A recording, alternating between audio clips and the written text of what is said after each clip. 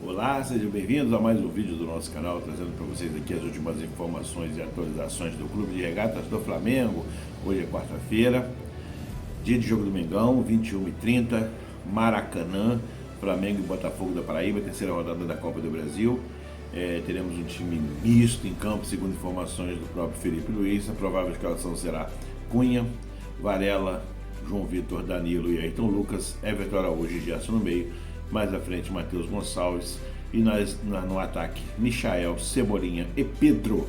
Então, uma escalação inédita no Flamengo para a gente poder estar aí vencendo o Botafogo e seguindo para as oitavas de final da Copa do Brasil 2025. Competição ao qual nós somos os campeões. E sem mais enrolação, vamos para os vídeos. Grande abraço.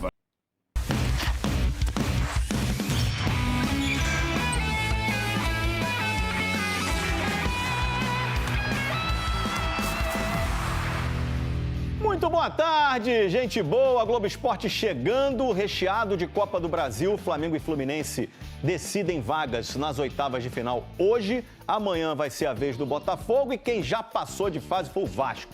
O time sofreu e não foi pouco em São Januário, mas o Léo Jardim garantiu a vaga nos pênaltis. Parece até a Copa do Brasil do ano passado, mas tô falando da de 2025 mesmo.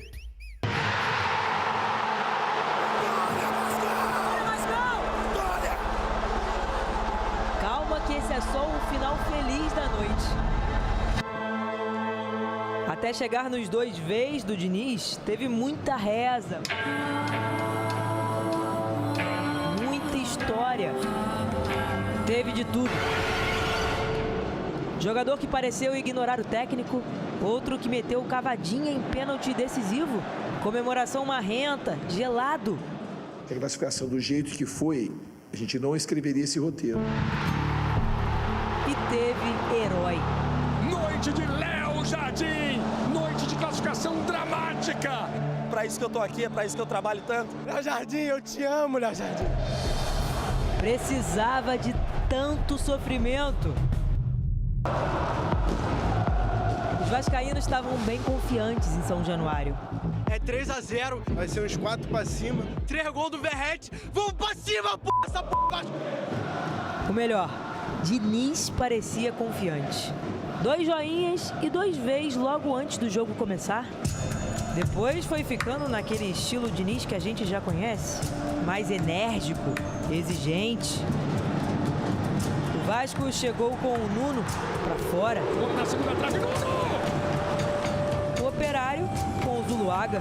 Para fora a cabeçada do Zuluaga. E o Diniz chamava o Ryan sem parar. 1, 2, 3, 4, 5 vezes. Foi com ele que o Vasco fez 1-0. Pode ficar cara a cara. Lá vem o Vasco. Ryan bateu pro gol. Gol!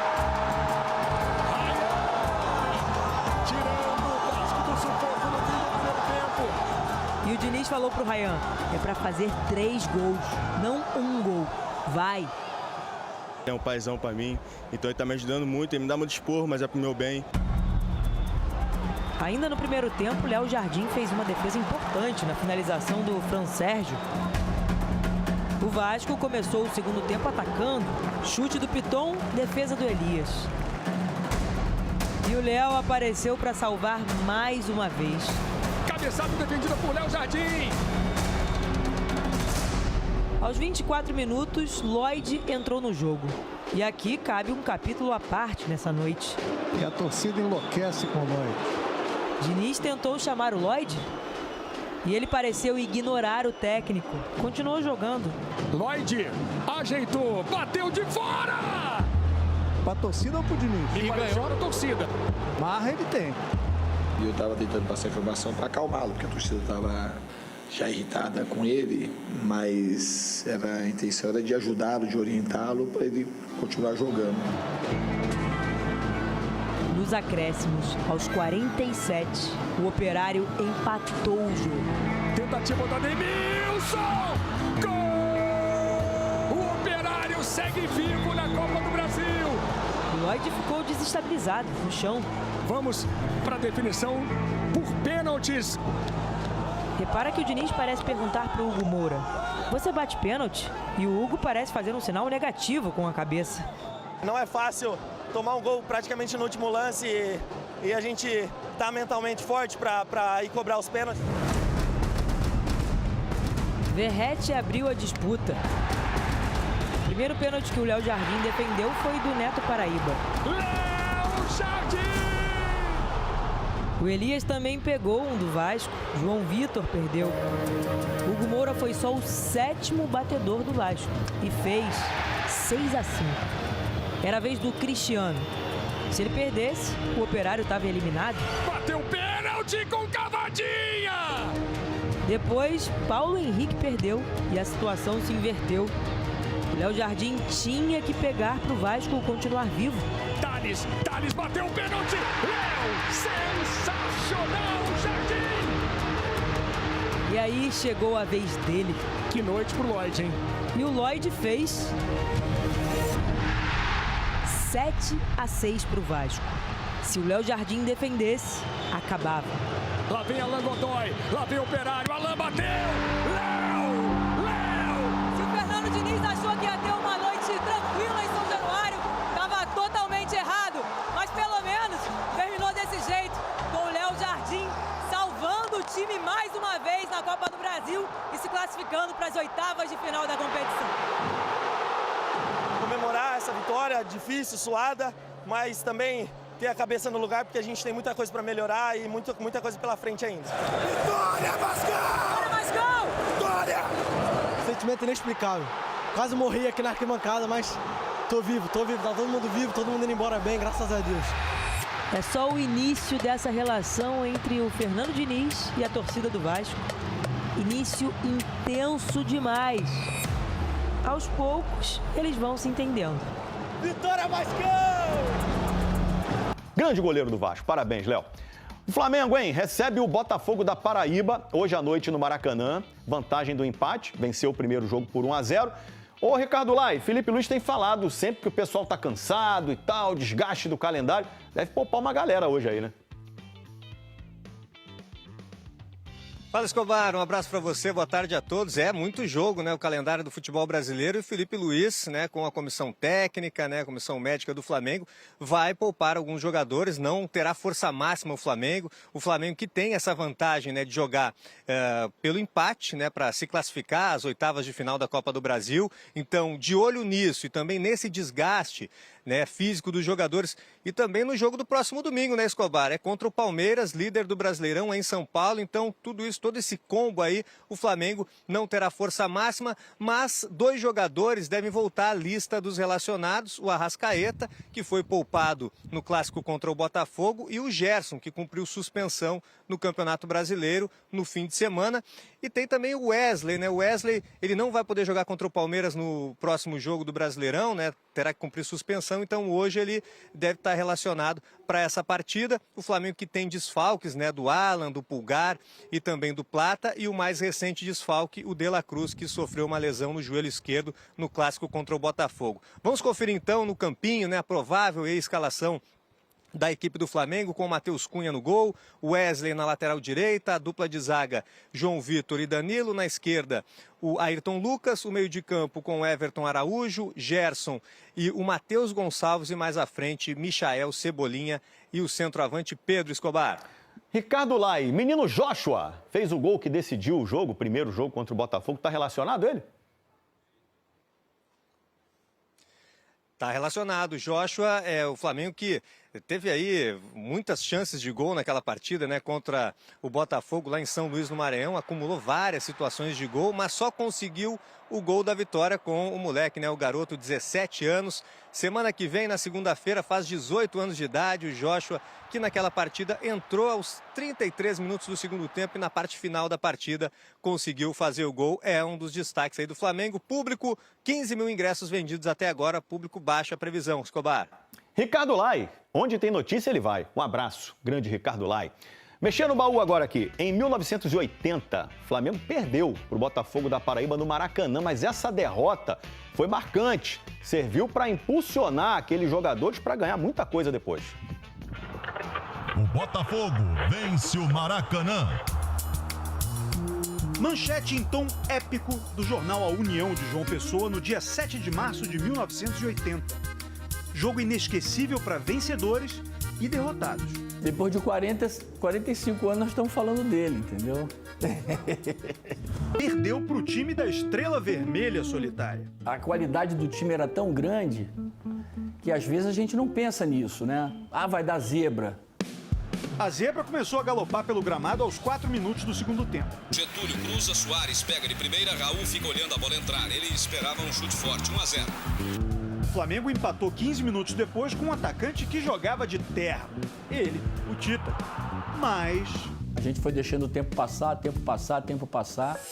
E num contra-ataque aos 36 do segundo tempo, o time paraibano calou o Maracanã. No final do jogo, o Botafogo da Paraíba desempatou. Bom passe de Magno para Zé Eduardo sozinho chutar forte. Para tentar desviar o foco daquela derrota por 2-1, o supervisor de futebol do Flamengo à época, o Domingos Bosco, mandou o Zico dar entrevista só de toalha. Inventou um roubo, nada a ver com arte. Tava um silêncio absurdo e aí ele quis mudar essa situação enquanto a imprensa não entrava no vestiário, né? E aí foi quando ele veio com essa história dizendo que tinham pego, levado os pertences do Zico, né? Não, muito boa. De certa forma, aquela vitória do Botafogo da Paraíba carimbou a primeira faixa de campeão brasileiro do Flamengo. Foi a única derrota do time aqui no Maracanã durante a competição. Foi a única derrota com o Zico em campo, mas também ajudou a equipe a evoluir. E com certeza aquele momento ali foi um momento crucial para o nosso time. Nós vimos que não podia bobear, que nós tínhamos que estar sempre com os pés no chão, sempre respeitar todo mundo se a gente quisesse ser campeão. E foi. Tenho certeza que todos vão entrar concentrados, espantando a zebra de tudo que é maneira, entendeu? Querem trabalhar com um elenco menor, mais ou menos 25 jogadores. E aí, por isso a ideia, né? Alguns jogadores vão sair, sem dúvida nenhuma. O Matheus Gonçalves deve ser um desses jogadores, tá? O Flamengo tá aguardando aí, o staff dele tá se movimentando para levar ofertas na mesa do Flamengo, o Flamengo poder avaliar e ver se negocia. Então, assim, é importante destacar isso. Em relação ao Michael, né, o Michel é um jogador que voltou ao Flamengo, ele tinha um acordo lá com o Marcos Braz, voltou, a diretoria mudou, muita coisa mudou, ele gosta muito do Filipe Luiz, mas ele é um jogador muito querido também no mundo árabe. Então os clubes o tempo inteiro procuram, fazem consultas, demonstram interesse pelo Michael, e vocês sabem que lá a grana é muito alta. Então quando vem uma situação, você tem que sentar, tem que ouvir, tem que entender o que vai acontecer, porque não é fácil recusar ofertas, né, do mundo árabe. E o Flamengo vai buscar jogadores na posição. Na minha opinião, o Flamengo tem que pensar em jogadores para as pontas, mas não no mesmo perfil. Tem que trazer jogadores que tenham um perfil, por exemplo, mais de gol. Tem que ter os caras que fazem gol. O Flamengo precisa. Eu falei aqui antes, né, que o Pedro estava voltando, e que o Pedro não seria a pessoa, o jogador responsável por resolver todos os problemas ofensivos do Flamengo. E não vai ser. O Flamengo tem muitos pontas que não tem o gol. E isso é muito complicado. O Flamengo precisa contratar jogadores, seja jogadores para ponta, jogadores que tenham gol, que consigam ter essa chegada na área, essa finalização, que é muito importante, né? E o Michel não vive grande fase, a fase dele é complicada. O Felipe gosta muito da entrega dele, de como ele é comprometido na marcação, mas acho que o Flamengo tem que pensar independente do Michel sair ou ficar, né? O Felipe Luiz e o Boto precisam pensar em jogadores que cheguem, que tenham um gol, que possam ajudar no ataque. Se a gente pegar, Papa, vamos lá, vamos pegar aí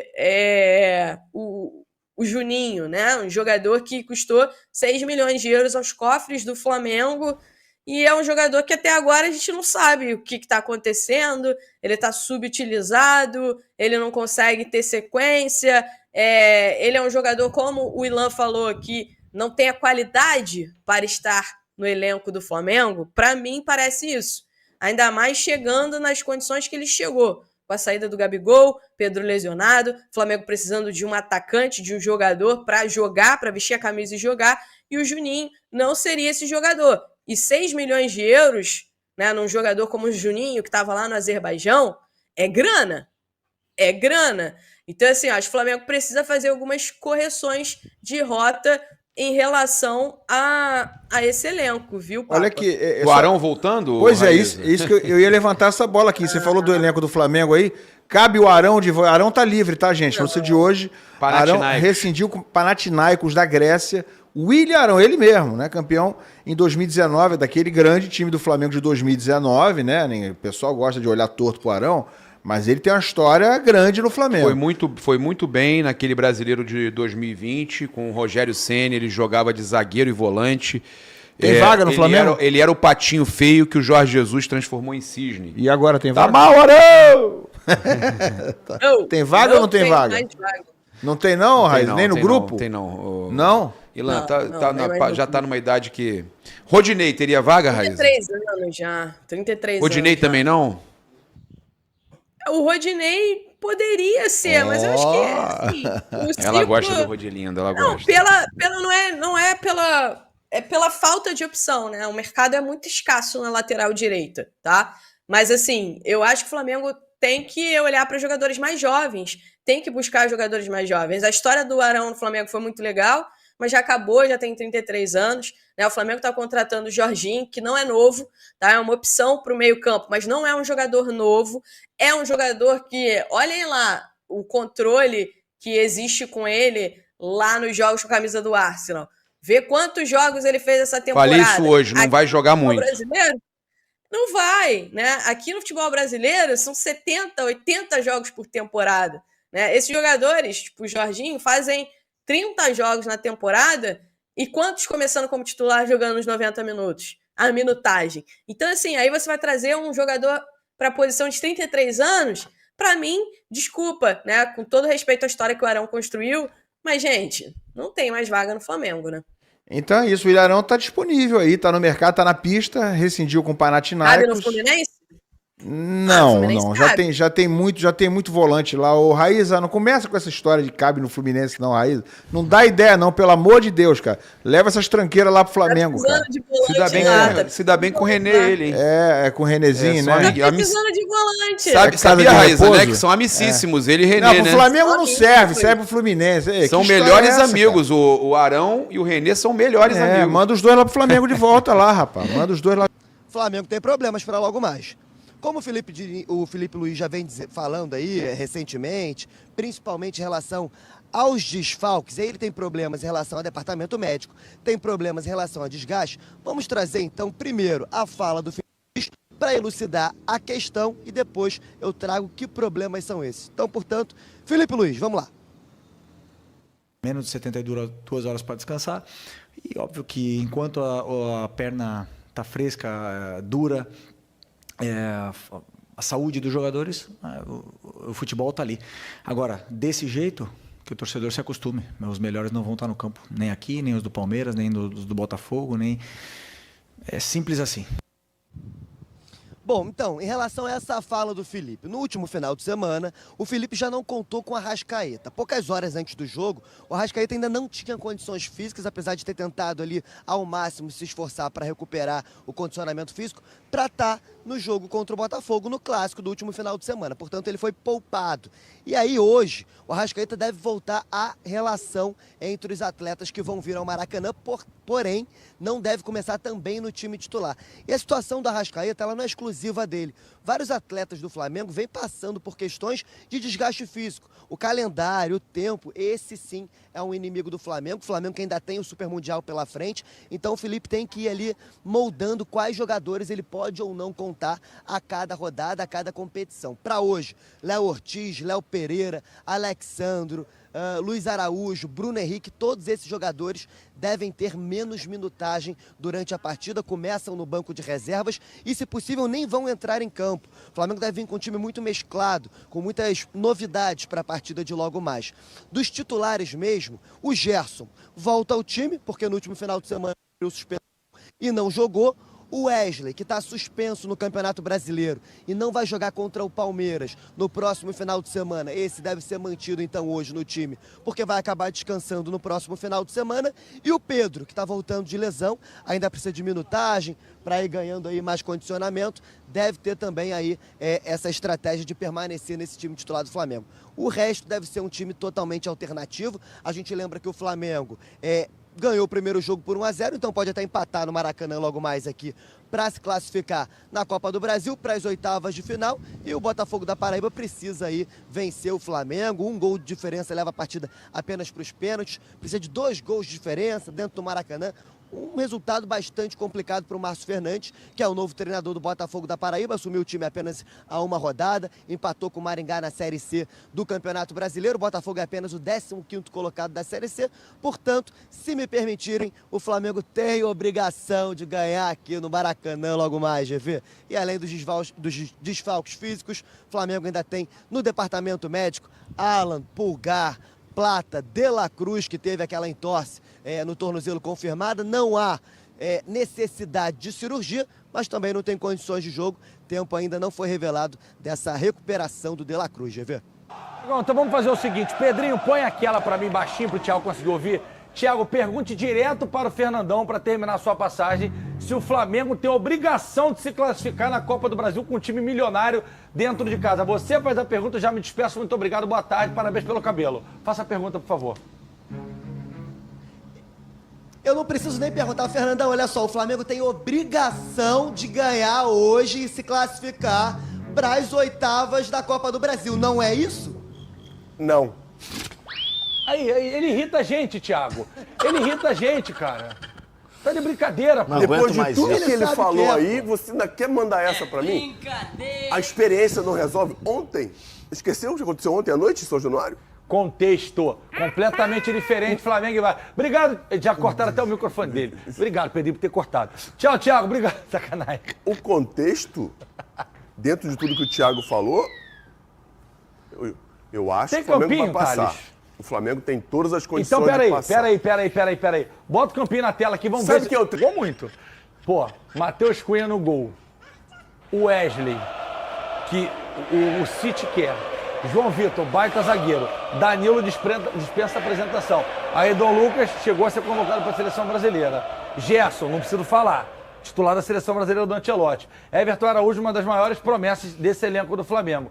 Michael, a gente reclama, mas é um cara de qualidade. Matheus Gonçalves, promessa, ainda faz videozinho, né? Everton Cebolinha, melhor jogador da América há pouco tempo atrás. E Pedro, se esse time não tem obrigação de se classificar, digo, com todo respeito ao Botafogo da Paraíba, dentro do Maracanã, Fernandão, tá tudo errado. Não adianta você falar isso tudo e dizer, com todo respeito ao Botafogo, não. Quando você fala obrigação, você está respeitando o adversário. Ah, é? É. Entendi. Então o Flamengo joga contra o Fluminense joga contra o Mamelodi Sundowns da África do Sul. O Fluminense tem que passar, irmão. O Fluminense campeão da Libertadores.